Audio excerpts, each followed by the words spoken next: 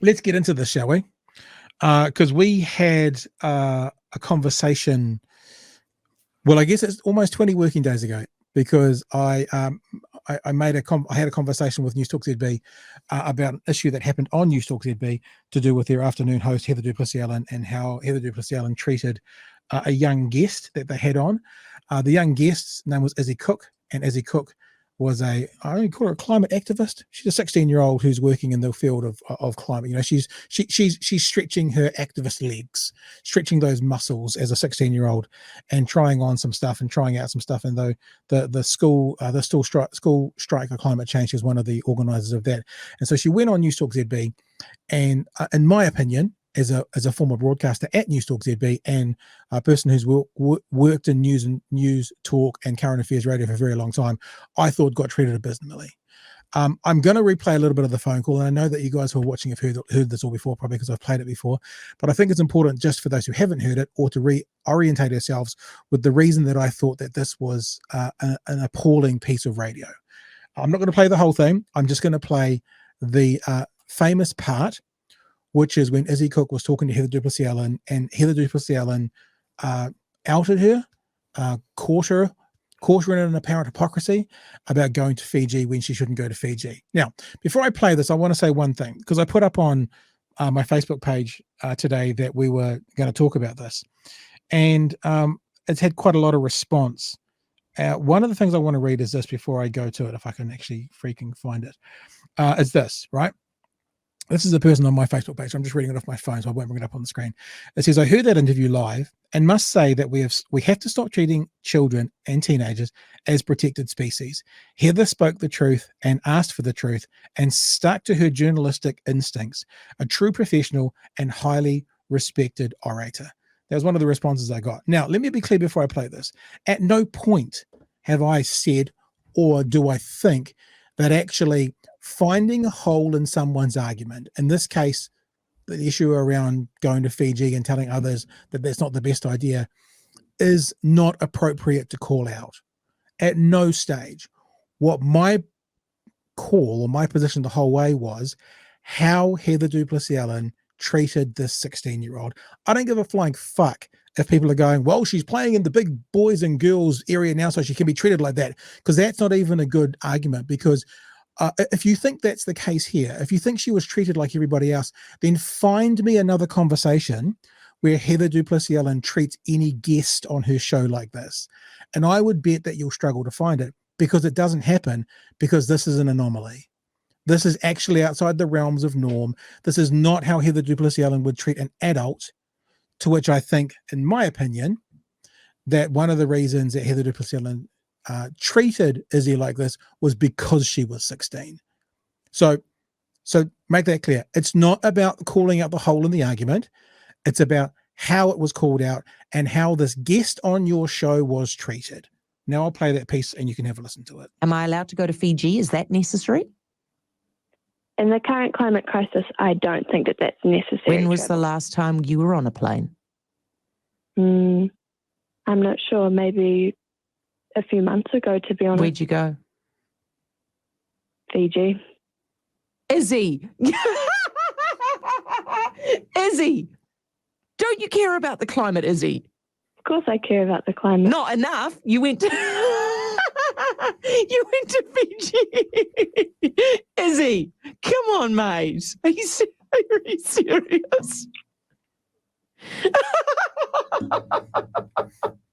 you serious, Izzy? Well, it's pretty Are you still there? It is pretty ironic, but to be honest, it's not really a trip that I wanted to go on, but I can't really get out of it. Why'd you go? Why'd you go? My parents wanted to go. Izzy, I didn't want to go. How are you embarrassed that your parents did that to the planet and then forced you to do it as well? Of course I'm not embarrassed. Did you have a terrible time? Not really. I didn't have to do anything. See, I'm sorry, mate. Listen, you're such a champion. I think you've got a brilliant future ahead of you. And are you doing another strike soon? Yeah, well, we'll look to. Good. I will talk to you again and might get you back on the show. Izzy Cook. It's a school strike for climate Wellington organizer. Oh, anyway, Rod Orham's going to be with us on a similar subject soon. 6:12. So, George, there's the part of the conversation. Now, you've worked at university working with people studying journalism. I think the last time I talked about this, I was talking with Chewy. I don't know if you and I have actually talked about this on this show. Do you want to speak to that at all before we kind of go into what happened today? I've read some of the other parts of the interview, and I guess it's par for the course with this sort of combative environment that Izzy was in, and the combative interviews that the host definitely wants to happen, right? That sort of based around that. But they're reading the transcript of even the earlier interview as well. There's not much of a journalistic conversation going on, it seems, right? It's very Heather is not taking the points seriously on purpose, taking things very literally, or whatever it might be and that's not even really about the Fiji stuff. She's asking, what, are we just going to kill half the cows? It's completely ridiculous stuff. So she was already sort of coming from this bullshitting ridiculous angle. Now, I'll be really honest with you here. This has had a huge amount, like the idea in the internet world of being ratioed. The idea of being ratioed is when basically you put out an opinion and the counter opinion dwarfs it. This has been ratioed left, right, and center. Like if you have a look at the clip, the last time we talked about this, it's like a 90% dislike rate. And the comments in it are just all, let's say 90% supportive of the way that Heather Du Plessis-Allan treated Izzy. And whilst I'm not surprised by that, because the internet is a cesspool of a river of filth of people in a lot of instances, I am disappointed in it. Now, here's one of the reasons, and I've already said this once in the last 6 months, I'll say it again. It's not about saying to a teenager, hey, dude, that's really contradictory. It's about basically going, you fucking idiot. What are you doing coming on my show? You fucking idiot. I'm paraphrasing, obviously, because that's how, for me, it comes across. Yeah. That's the reason I sort of, even after hearing that a few times, like when I first hear her reaction, that's why she makes me laugh in a way, in her excitedness, because that the host is excited because she has fulfilled her purpose in this situation, to take the piss. Yeah. And look, I know a lot of behind the scenes from ZB from my days there. It hasn't been there for a decade, so it's old news from my personal experience. But I have to tell you, I've heard from more than one person who works in the Newstalk ZB building right now who have thanked me for addressing this to Newstalk ZB. I've had people say things to me like Newstalk ZB. These are people who are working in that building now. I don't want to identify exactly where they're working, but in that building now, saying things like ZB has lost its moral compass. I've had other people talking to me about the team around Heather Du Plessis-Allan is made up of young people who idolize her. So she's surrounded by I don't know if they're male or female, so yes, men and women. And there's no pushback at all. And the management at Newstalk ZB loves Heather Du Plessis-Allan.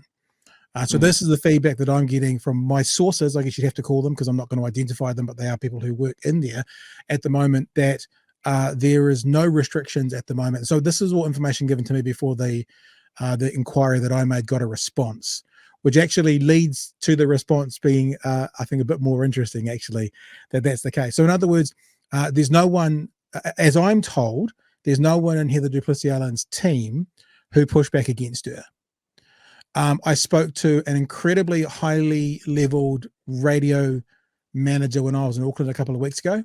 I won't identify who they are, where they're from, what group they're in, anything like that, even if they're still in there now, who has worked in those fields before, who said it was a terrible idea executed poorly.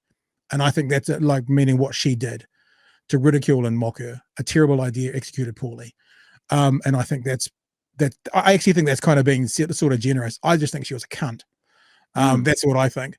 you know, and I think that's maybe we're on the internet, so we don't have to mince our words a bit more. And that actually, Yeah. if anyone defends Heather Du Plessis-Allan's style, I would challenge you to put your own 16-year-old there and be spoken to like that and see if you'd be thinking the same thing. Again, it's not about not calling out a 16-year-old who's got holes in their argument, right? And I've said this before. Imagine a 16-year-old in 1981 being interviewed, and let's say it was School Action Against the Springbok Tour, being interviewed like that on the radio then, who were saying, you know, I just want Nelson Mandela to be freed out of prison, out of Robben Island. That's what I'm here for. Doesn't have to have all the answers as a 16-year-old. Is just trying things on for size, and I don't mean that to be dismissive, and actually should be encouraged in what they're doing. This kid will probably be one of the leaders in 10, 15, 20 years from now in the country. Not necessarily saying she'll have the same position she's got now either, because this is what people do. They start to investigate their political chops and what they believe, and that evolves. And, you know, 30, 40 years later, who knows? They're in the cabinet and parliament. So I just think it's overall repulsive and repugnant. But anyway, the Fiji thing itself, like, is obviously ironic, but it's also ironic because she, you know, a big part of the youth climate action is talking about how they feel that the kids feel powerless because the adults of the world are doing these things to the planet. So it was ironic that, you know, she was saying that you know, she went on holiday with her family. She doesn't make the decisions in her family. But yeah, that's actually getting into the whole argument of the thing. I think if you just read the transcript of this interview, if you think that the host is in the right with this sort of journalism or whatever it is, then I don't know what to say, because she just comes across like a fucking witch lady, right? That is there to embarrass, there to not listen at all, there to mock climate action or whatever for her listeners, and, you know, for the powers that be as well. So let's have a look at the response that's come back from ZB. Now, I because I don't, to be honest with you, it sounds really naive. I don't really know how Broadcasting Standards Authority works. So I found some areas that I thought this kind of fitted into. So they've responded to the areas that I found that it fitted into, which were discrimination and denigration. I don't actually think it was discrimination, but I do think it was denigration, and fairness were two of the areas that I picked out. The response we got from ZB, and it was interesting to hear that when I tweeted this out today, some people tweeted back at me, yeah, I got a response today as well. So I certainly wasn't the only person that made noise about this. And if you were one of those people who did, be interested to hear what your response was like as well. So we got a full transcript of the as George said, the actual interview. The whole thing was typed out word for word. I feel sorry for the person who had to do this, but there you go. And then we got to the end of the conversation, and I only heard up to this bit here where she wrapped up as we heard you. I didn't hear this previously, but they've actually transcribed what happened after the interview as well. Heather Du Plessis-Allan went to the text messages and saying the text messages are divided. She said, tell her she's dreaming, LOL, Fiji for the win. Heather, you're joking. Izzy is a hypocrite, great interview. Ha ha ha, says someone, I cannot. She went to Fiji. I had to pull over. I was laughing so hard. She went super quiet, LOL, LOL, LOL. This is gold, Heather. I'm laughing out loud, says another. Heather, please stop. My sides are aching with laughter. I know I've wet my pants. So those were some of the text messages that were coming in. And then she said, now, obviously, you can tell from my reaction, I'm on that side. And I thought it was funny that this is what's happening. On the other side of the text, along these lines, Heather, that was very mean. Heather, how embarrassing. Why would you treat a young lady like that? Heather, you shouldn't bring people on your show and then bully them. Shame on you. There was no need to treat the girl like the way you did. And I'm disgusted. So she read out, 6 or 7 texts supporting her position and 3 not supporting her positions. I didn't hear that audio, but that's what it is there. Then Heather Du Plessis-Allan said this. This has been transcribed for me from ZB. Now, I'm sorry. I'm sorry to Izzy. That was not your best experience she's ever had. However, this was not my fault. It was Izzy's fault, because Izzy told you you're not allowed to go to Fiji, but then Izzy got snapped going to Fiji. Now, I did not expect that Izzy went to Fiji, right? I didn't know that. Side note, I don't believe that for a second. I don't believe for a second that Heather Du Plessis-Allan did not know that. It is my honest held belief that that is bullshit. My honest held belief is that they knew that and that they had looked on Izzy's Instagram, which had photos of Fiji, which is what Izzy's mother claimed. Now, that's an opinion. I don't know that for a fact, but I think if you take Occam's razor, which is the fewest number of assumptions to get to a conclusion, did she just happen to pick out Fiji out of the blue for no real random reason, or did she know? Yeah. I think the most likely solution is she knew. So I don't believe that at all. Sorry, you going to say something? Yeah, just want to. I noticed this as well. Air travel wasn't mentioned until the host brought it up. Yeah, right? They were talking about cows and shit. Yeah, literal shit and shit. Yeah. Yeah, so I don't believe that, right? So I'm calling bullshit. Now I could be wrong. It's an opinion, but I'm calling bullshit that she didn't know. I think she said that for another thing later on, which I'll bring up. She says, I didn't know. I was just asking a question, and that happened to all of a sudden. I saw the protest in a completely different light. She goes on to say this: these young people want to be able to vote at 16. Do they though? They want to be able to influence what we are doing. If they want to be treated like adults, they're going to face some adult questions. And that is what just happened. Izzy, if you're listening, we really like you, patronizing, and we'll have you back on the show again. You're a top-notch person. Don't go to Fiji, Izzy. You're hurting the climate. Mocking at the end there. Now, the thing that's horseshit about this is not how you treat adults. This is the thing that I'm saying that people have, in my opinion, missed completely. She got treated like an adult. No, she didn't. She got treated like dog crap on the sole of Heather Du Plessis-Allan's shoe. Show me another interview where Heather Du Plessis-Allan does that to anybody. It doesn't happen. Why? Because that's not how you treat anybody. That's not how you treat adults or 16-year-olds. So I think that there's this narrative going around going, this 16-year-old wants to play with the big boys and girls and she's going to be treated. That's not how people get treated in the real world at all. It's interesting that I've seen a pattern with I guess random videos of like culture war stuff where adults will constantly be trying to debate children. Basically well, I mean, it's like the classic, right wingers on campus owning first year students, totally destroying them with facts and logic. It's like, of course you are. Of course you can track them in some contradiction or whatever. Yeah. Congratulations, you owned a kid. There was a great example of this recently with a school mural in the States that some parent association people thought was like satanic or pro-trans or something like this. And there's footage of them in a PTA meeting where they're getting up and just like berating this child and talking about how to, basically debating a child about a mural. There's a total pattern in this culture war stuff where adults seem to really get into trying to debate kids. Yeah. And I think you're right, the culture wars thing. I mean, I'm straight away I think about the Stephen Crowder, going out to universities and debating 17-year-olds on topics that, and again, 17, 18, 19-year-old at university, obviously a lot more advanced than a 16-year-old at school, has different thought process, has different developed brain, more adult-like, if not adults in general, but facing off against a 40-year-old who works in broadcasting, whose job is to communicate, who is there to fuck with them, who has all the resources up his sleeve. It's a different bag. It's a different bag. Going on to fairness, okay? The community, this commentary is to, the commentary to the standard notes that, quote, the purpose of the standard is to protect the dignity and reputation of those featured in the programs, right? So fairness is being fair to people, to protect their dignity and to protect their reputation.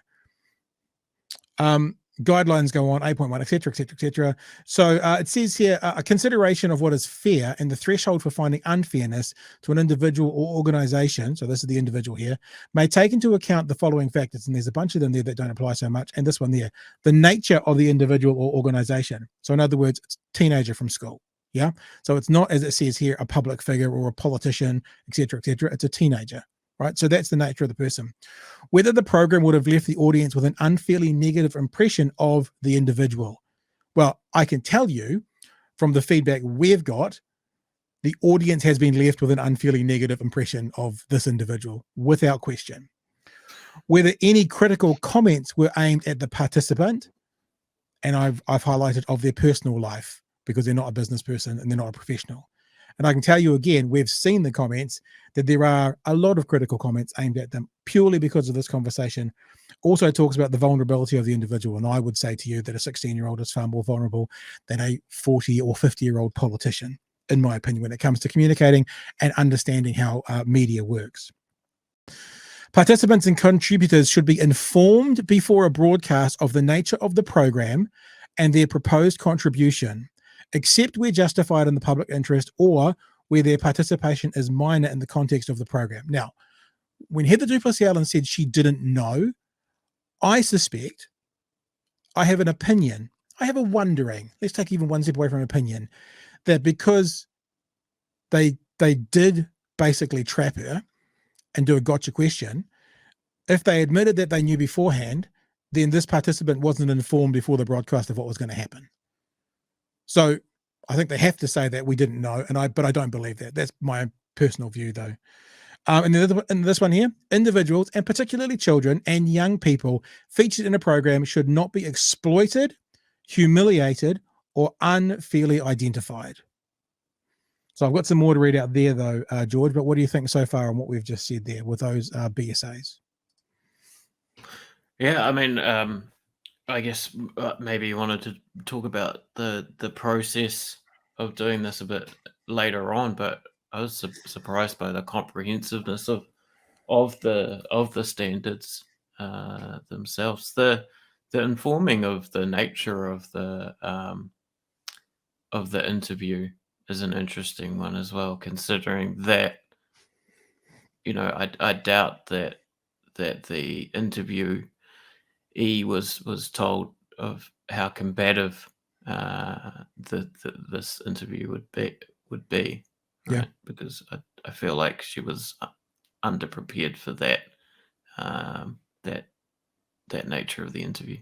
And what we haven't showed tonight, George, but I showed when we did this previously, is this was the second interview that Izzy had done with Heather Du Plessis-Allan. And the first one was all sunshine and moonbeams and all that kind of stuff, and lovey-dovey and happy and that. So Izzy would have come back on without any idea of the pylon that was about to happen. In fact, when I read the story that her mother wrote, that Izzy's mother wrote, her mother wasn't even aware the conversation was going on. So obviously either ZB had phoned Izzy or Izzy had phoned ZB to do the conversation without even checking with her mum. And I suspect a part to play with that might be, pardon me, it might be that the previous time they talked was fantastic and caring and kind and happy and that, and then this happened. So let's finish up, because this is the end of it, where there is the ZB does uphold a complaint. It said the host's reaction to Ms. Cook's admission that she had recently travelled to Fiji by airplane was born out of a genuine surprise and shock. Don't believe that for a second. As I say, Occam's razor. The host did not know about Ms. Cook's recent air travel when she had asked this question, as host noted in the segment that followed. Don't believe that at all. Honest held belief. This was not a situation where the host had used information sourced beforehand. Well, maybe that's true, because as where was the comment? As Free Soul said, as the host noted in the segment, where the host had used information sourced beforehand to challenge an interviewee. Maybe the host didn't source that information. Maybe a producer is. So maybe there's a little bit of hair splitting going on there. As Free Soul says, producers will research everything, especially social media. It's their job. So it hadn't been sourced beforehand to challenge an interviewee on air, or an example of a gotcha journalism. Instead, the host was seeking to establish whether Ms. Cook, and as organizer and spokesperson for the School Strike for Climate Action Group, was adhering to the 6 demands published by the group she represented. Importantly, the host also apologized to Ms. Cook. Did you get that apology that we read out earlier, where she was laughing, saying, "I'm so sorry"? In the segment that followed for her reaction, we also reject the claim that the host's treatment of Ms. Cook was amounted to bullying. So they reject that claim.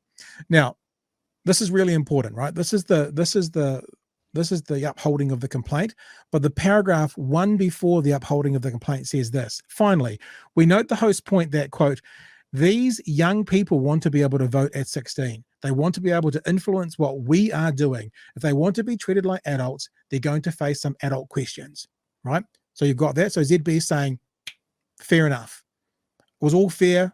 Questions were fair. She wants to play the adult games, play the adult games. The next paragraph, notwithstanding the above, in view of Ms. Cook's age and potential vulnerability, having regard to the above guidelines, both the host and Newstalk ZB acknowledge the embarrassment that the segment may have caused Ms. Cook, and we uphold your complaint under Section 8. We apologize to Ms. Cook for any harm this may have caused her. So basically, right, this is 2,200 words. Basically, 2,150 of those words are like, sweet as, everything was done was fine. It was above board, no problems. It's all good. Literally up until the paragraph before they said, oh, yeah, but we uphold the complaint. And then they say we uphold the complaint, acknowledging that she wasn't treated fairly. So that's ZB saying that. We uphold your complaint under Section 8. So in other words, all the stuff explaining why Section 8 was okay, right? All the stuff that I'm scrolling through now, if you're watching, all the stuff that says why it's okay, then at the end they say it wasn't okay. George?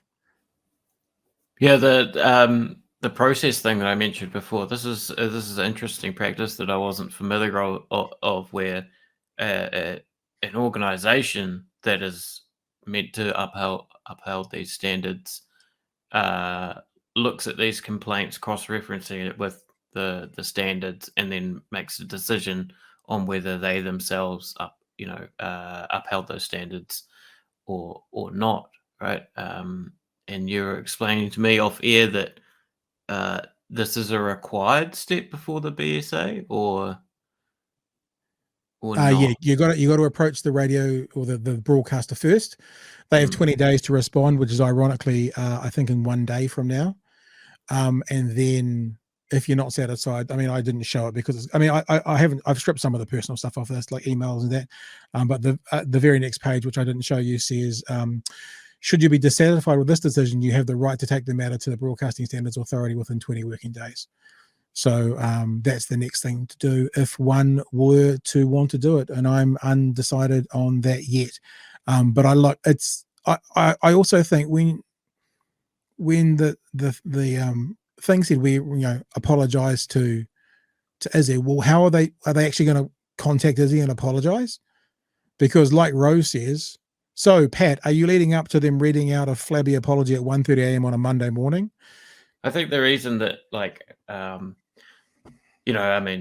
this story wasn't big on my radar, but I think it's good in sort of highlighting, because I don't particularly, I'm not going to go on some personal crusade for Izzy. It's more a reflection of what Newstalk ZB will be doing every day, right? It's part of their nature.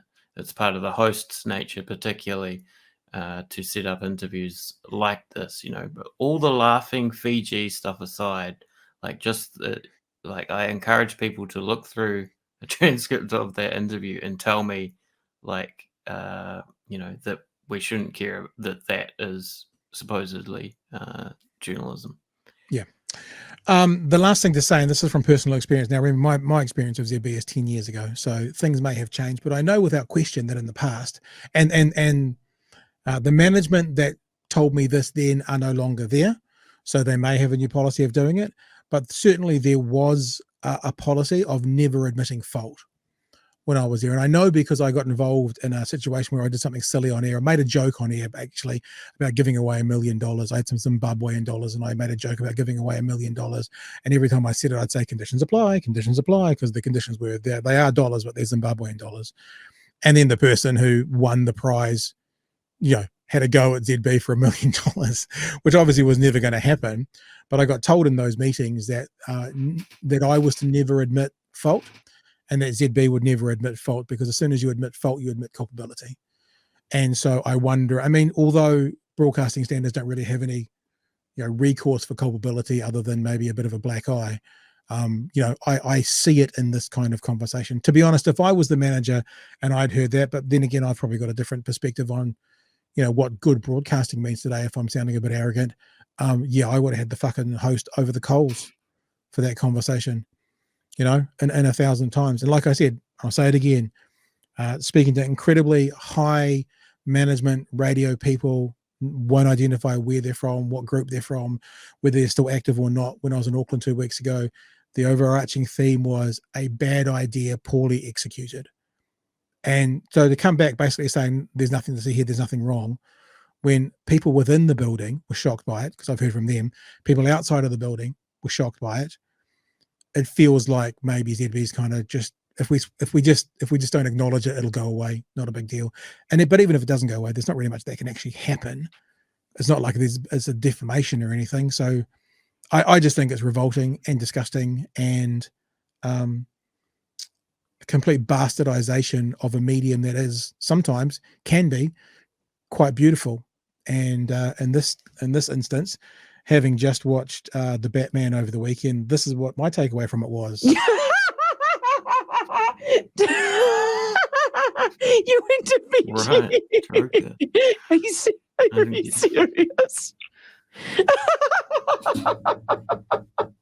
you serious, Izzy? I didn't have to do anything. We'll talk to you again. I might get you back on the show.